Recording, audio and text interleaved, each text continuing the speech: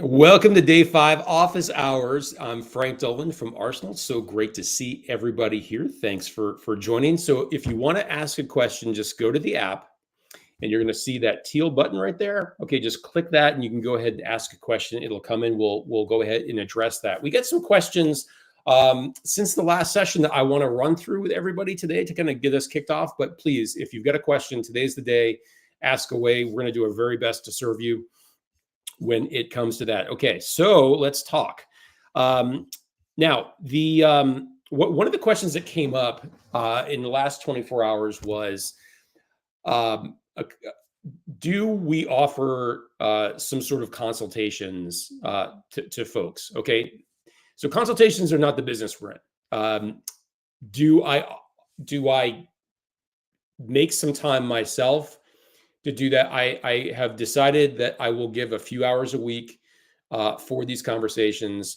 If you want to book something, go to my LinkedIn profile. There's book an appointment, go through that process. You can select the time you want, and you can go ahead and do that. I will tell you that I'm very, very careful about the time that I give because we're trying to grow a business and make a lot of impact. We want to help everybody as best we can. So this is how we do it. You do go through a formal booking process. I'm happy to give that time that I've allotted every week to go ahead and do that. I've got other teammates that are going to be starting to do that soon as well. Here's what we can do in those consultations. If you want to talk about your unique situation, we can discuss that a little bit. I can leverage my experiences from 25 years across 7 different biotech companies, building out commercial groups. I'll do my very best to serve you with either what I've experienced, what I believe to be true, but even better, I'm tapping into the knowledge of 38,000 people that subscribe to medicinemarket.com and participate, in our insights, the 300,000 people that have participated in our live streams over the last few years, especially during the pandemic when we were doing lots of live stream conferences, and 50 people at a time at the private summits that we have at Harvard, Stanford, UPenn, and our big event at the Ritz-Carlton Half Moon Bay every fall. We have something that's invitation only, incredible leaders. Everybody shares their insights in an unbelievable sense of community, which is great. And I take all of that and I try to bring it to you to be helpful, to give you the best advice possible on your situation. Secondly, we can talk about where are the opportunities in your particular area of interest. So if you're in clinical development, you're thinking of neurology companies that are US based, we can go deep on all of that and not just talk about it because talk is cheap.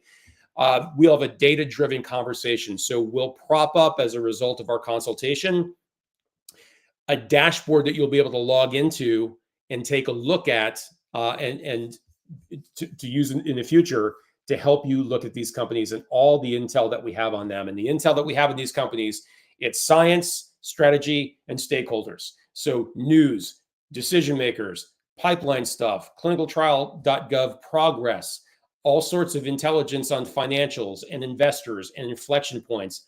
And it's got AI built into it. So you can have a conversation about that. So if you're looking at a particular company, it'll give you more information on that. In fact, I'm going to pull up a preview on that because I see that there's another question about that conversation about the data. So I'm going to show you something here pretty cool. So this is thank you for coming here for the office hours, because this is not something I'm looking to share broadly. That is for sure. Okay, so I'll pull that up. So 1 is a discussion about your situation. 2 is a bit about the companies. And 3, I will do my very best to see, are there introductions I can make for you with people that I know across the industry? Let's face it, with what I've been able to do with this incredible community over the last 7 years of going from pharma employee to someone who's trying to bridge this entire industry and build a community around that. Well, I've met some people and I've been connected to some folks along the way, and it's a privilege to do that. It's a privilege to serve you. So make sure that we're connected on LinkedIn. If there are some introductions that I can try to facilitate, I am happy to do that. It's not a guarantee. You have to get yourself the job. You have to conduct yourself in these relationships, but I'll do my best to be helpful. Remember, if I were asking you to meet another colleague virtually because they're high ambition, high agency, high intellect. They've got big things that they're doing. Would you say yes? Remember, people might say the same thing as you or different than you, and so we're at the limitations of that, of people being agreeable. But I'd like to think that we're so indexed on community that people would be pretty cool about it. So I'm happy to do this. So those are the three things that we would accomplish.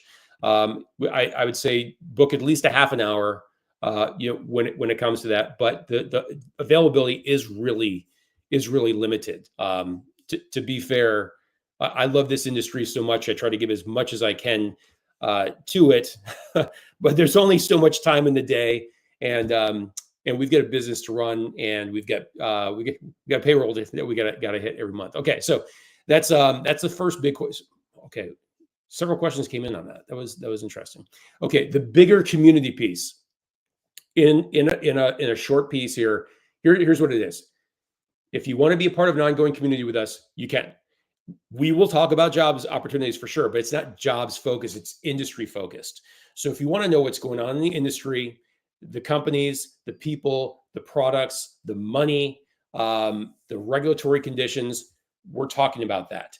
The other thing which I feel is super valuable that I wish people got more excited about when they think about joining the community is we dive into the innovations that are affecting the industry right now. So can I be discreet with you on something here? I have been a part of literally hundreds of vendor presentations in building pharma companies, being bought out and going from one company, selling a brand and having a team, to suddenly being part of a big pharma company with more team and more resources, but same brand. Like, being acquired is always interesting. We could have a whole conversation workshop on that. You get exposed to a lot of different companies that say, hey, pharma, you have painful problems. It's 2025. Why do you still have a problem engaging with HCPs with all the money, the direct consumer advertising in the US, the ability to advertise in EHRs, all of that sort of stuff? Why do you still have such a problem with rep access to doctors, influencing physicians, getting them to go to your breakouts at medical congress? I mean, why is all that? Well, we have a solution to your problem. We can take the pain away from your HCP engagement. And here's how you do it, and here's what you pay us. I've been through 1 million of those presentations. And many of those vendors think that they're going to replace part of the people working at the biotech, pharma, life science, med device companies. Not completely, but a lot of them think that they've got a better solution than what some of the employees do. And I've really seen this in some of the HCP marketing companies, like companies that send texts to doctors where they're pitching the inside home office people. They're pitching us, hey, we text healthcare providers, and it's more effective than sales representatives. In fact, we don't even think you really need sales representatives. You just need us. Now, most vendors don't talk that way. Some of the vendors, they do talk that way. Like, they're going to replace some of these employees. And that drives me absolutely bananas. There's elements of truth to a lot of things in the world. I'm not sure what the elements of truth are to that, but here's my point. In our community, we're talking about those companies. We're talking about those innovations. We're talking about how there are organizations out there that are coming out of Silicon Valley, coming out of Europe, coming out of elsewhere, that have data and insights on doctors, nurses, patients, payers, other employees, competitors, regulators, whatever it may be. They have all of this data, or they have technology, and they feel that it's going to disrupt the biopharma commercial model.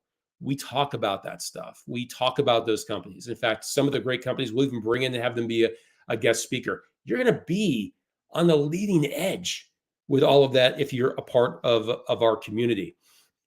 So I encourage you to go ahead and think about it. It's a lot of fun. It's super cool. It's not for everybody, though.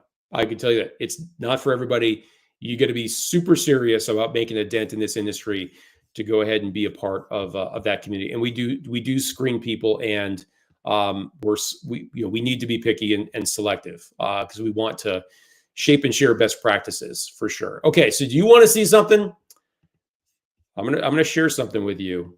That's okay. So I'm gonna give you an example of something here.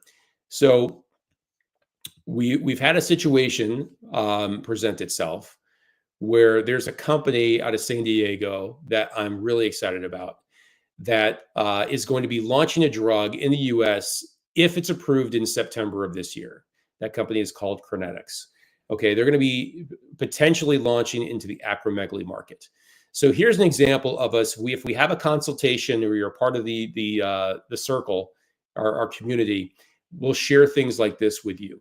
So what we will do is we'll take that specific situation and we'll harness the data, all of the news, all of the intelligence that comes out of medicineandmarket.com, our media site, as well as all the data resources we have in Biodata Studio, and we'll help put that together. So folks wanted to think about, well, how might this company launch a drug into the acromegaly market? So here's an example of us identifying all of the centers of excellence for acromegaly in the US. So this is the centers of excellence information. You've got the map. You've got a list of all of those organizations and their contacts.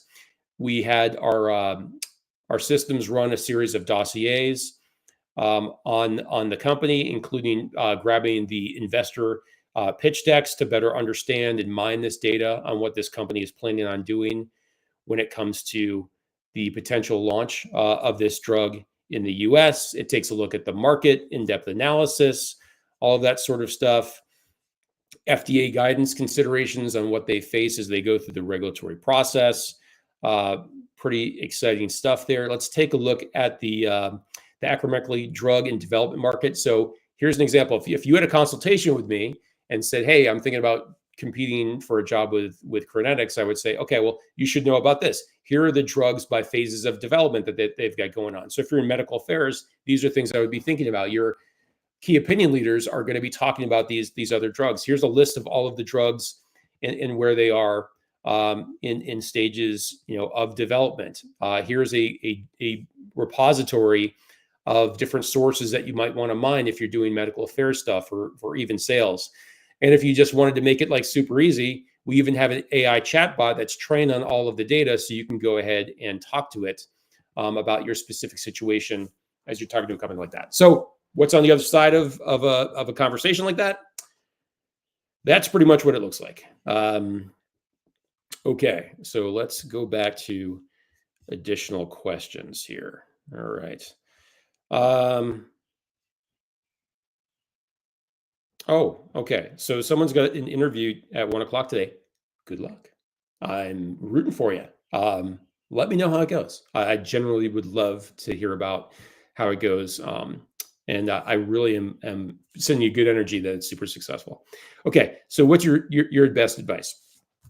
My best advice: primacy and recency. I want you to nail this interview at 1:00 by starting and finishing with something that has got this like little red thread connecting the two of those pieces. It's about your candidacy. So if someone said after 5 days with Frank Dolan from Arsenal, what's Frank like from the 5-day Biopharma Challenge, you would say, I bet you there's a sentence that you would use that represents whatever you thought of what we went through together. That interviewer is going to have some sort of sentence that they're going to construct about your candidacy, your fit, your readiness, your enthusiasm, the experience that they had, that they shared with you on the 1:00 Zoom meeting. My question to you is, what do you want that to be? And I would just say, project that, think through it, and then how can you use primacy and recency, open and close, with those key points that bring it together. We all love story. Okay. So if you're one of the how many millions of people that have a Netflix account, like we're all consumers of story, whether we read, whether we watch, whatever it is. And we like it when a story comes together. Otherwise, it feels incomplete.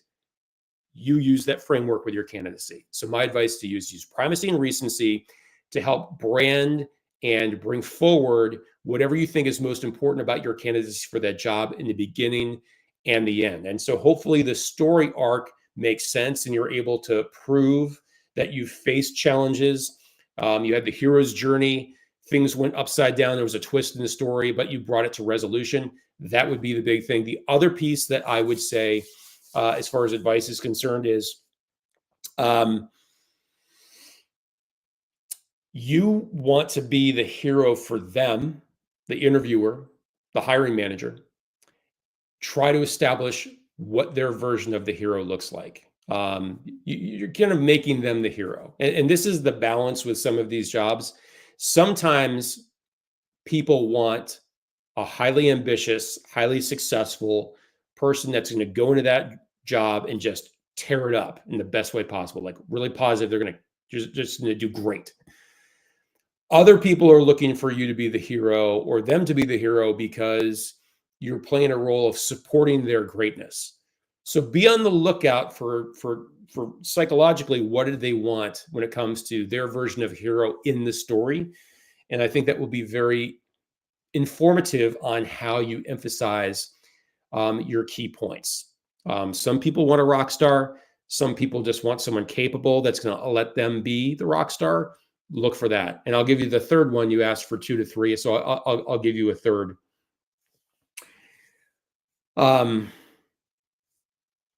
People look for CAR, C-A-R, right?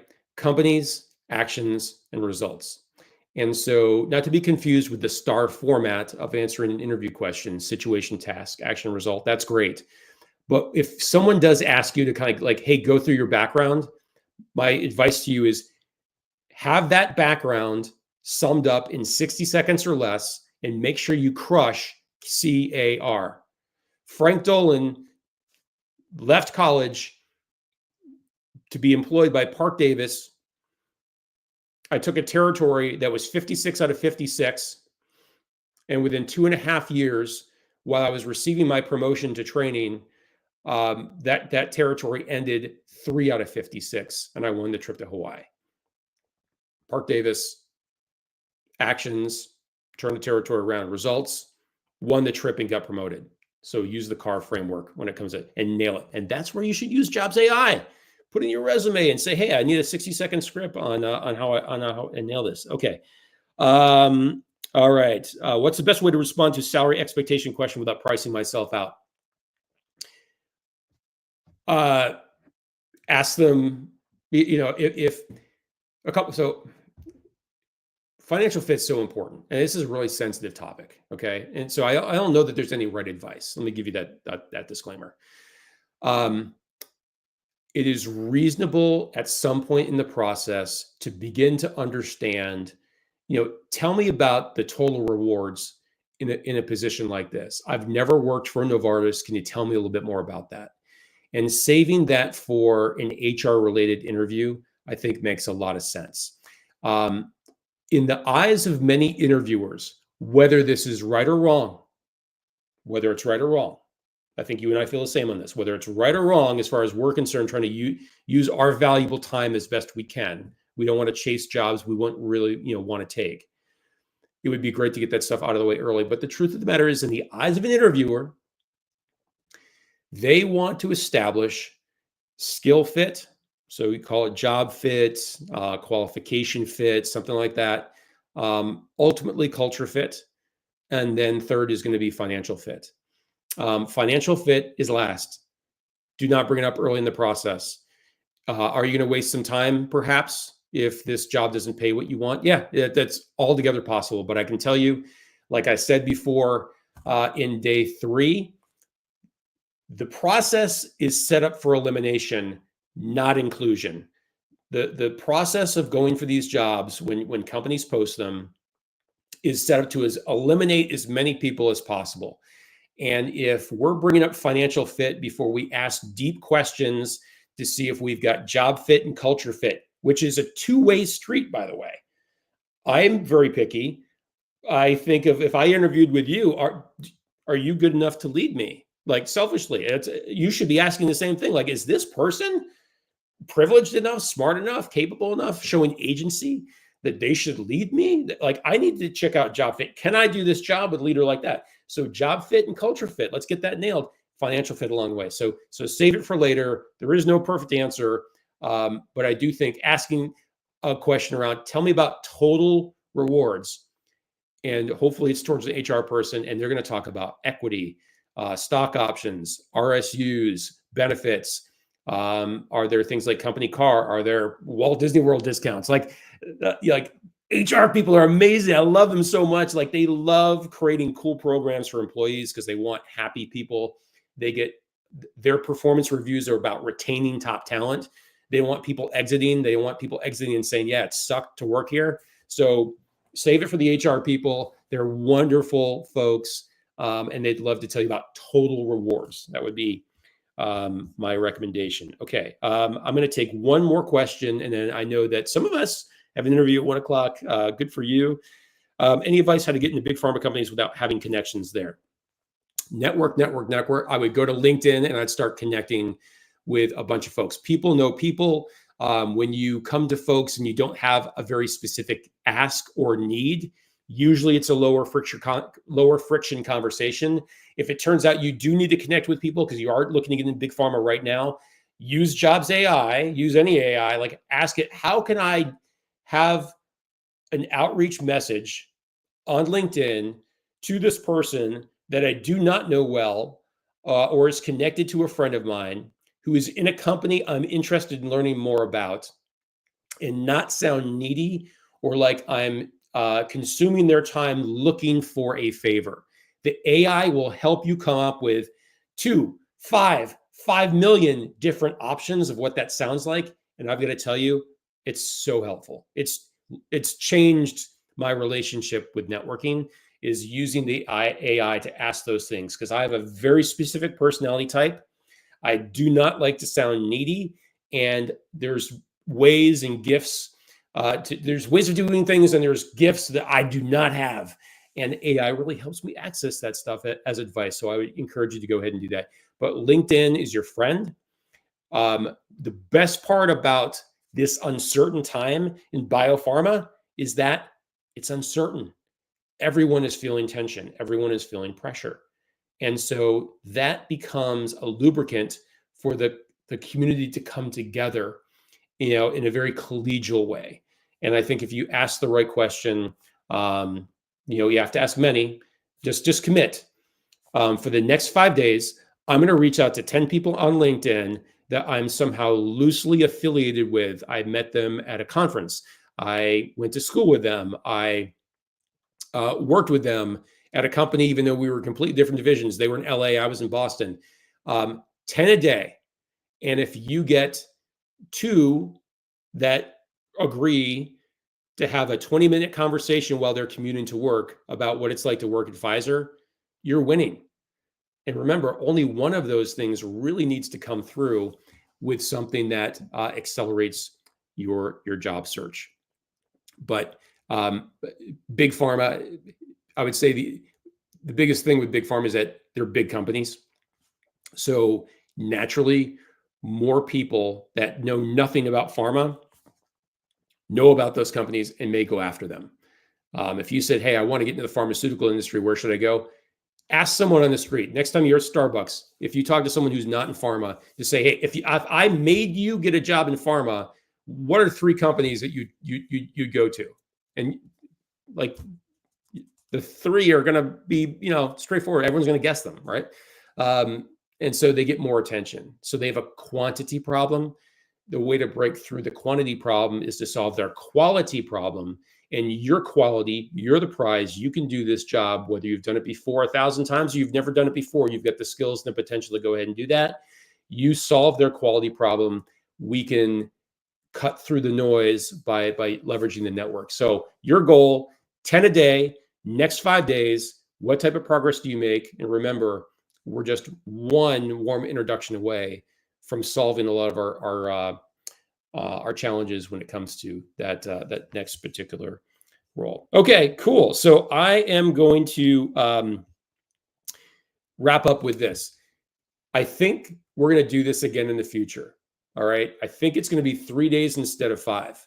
Let me tell you, My team is not happy about how much time I've taken to go ahead and do this because we've got a lot of work to do. We got bills to pay. So I think it's going to be 3 instead of 5. We might do it a couple months from now, perhaps. But based on the use of all the Jobs AI tools, it's going to be very different. So I'm going to close you on support us, pick up Jobs AI with a lifetime deal. That would be really helpful. If you want to join the community, just reach out to me on LinkedIn, connect me on LinkedIn. LinkedIn's your buddy. And we can talk about the community as well. But this has been a lot of fun. I'm going to get ready for the community call here in a few minutes. So I thank you all for your time and treasures. Best of luck with everything. I am rooting for you, and I can't wait to see you down the line. All right. Take care, everybody.